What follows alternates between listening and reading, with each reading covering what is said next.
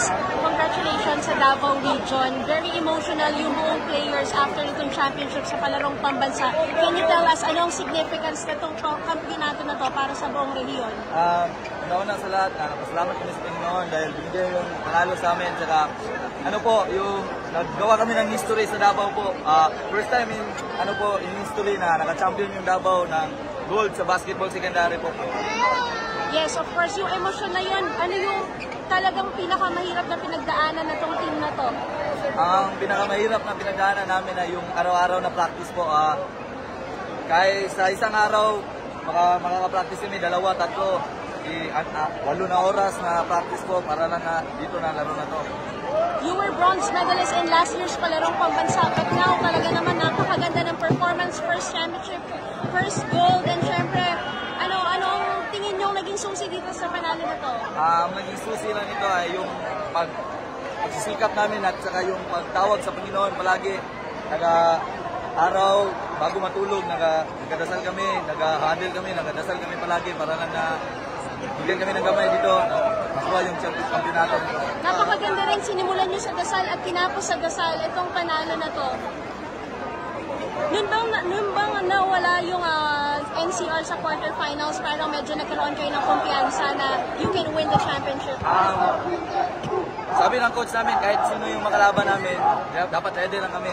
Kahit meron din sila, ready lang kami. Hindi kami nawawala ng kumpiyansa. Laro lang kami ng laro. Kasi yung depensa lang talaga nakakalo sa amin. Nasubukan kayo ng semifinals against Central Luzon siguro. Heading into the finals, ano yung nadala nyo dun sa semis game? Kaya naging compose kayo kanina sa sa final? Una-una sa lahat, sabi nila na mataas ang kumpiyansa namin dahil natalo namin yung Luzon. But sa amin, yung nasa pag-iisip namin, underdog pa rin kami. Tas, pa rin, sikap lang ng sikap, depensa lang talaga nakapanalo sa amin. Last year, bronze medal kayo. This time, champion na kayo. Anong pakiramdam nyo? Masaya, sobrang saya kasi first time in history, kami pa nakagawa sa Davao na kami nakakuha ng gold sa Davao.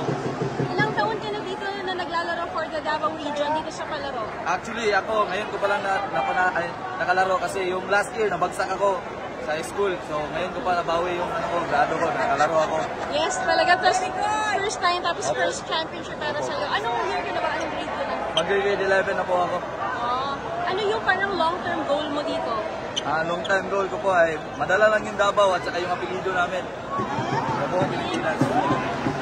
Yes, Filipino. Next year!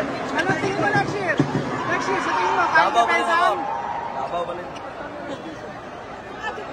Ado pa rin. Ikaw, ano pangarap mo para sa basketball ka rin?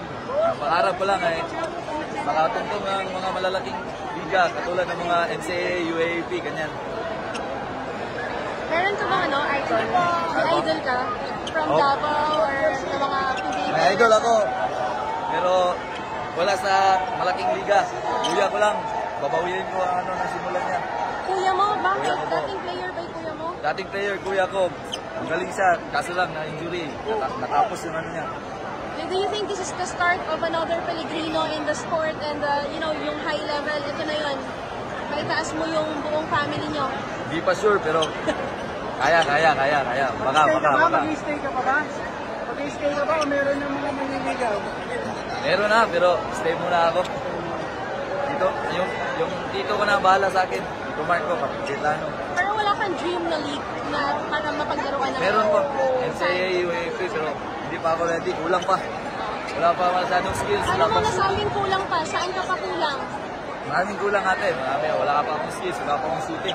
Kailangan. Maliit pa ako. Nandun ako sa Manila. Malalaki na mata. You're playing what position? Opo. You're playing what position? Ano position? Kaya ko po mag 1, 2, 3.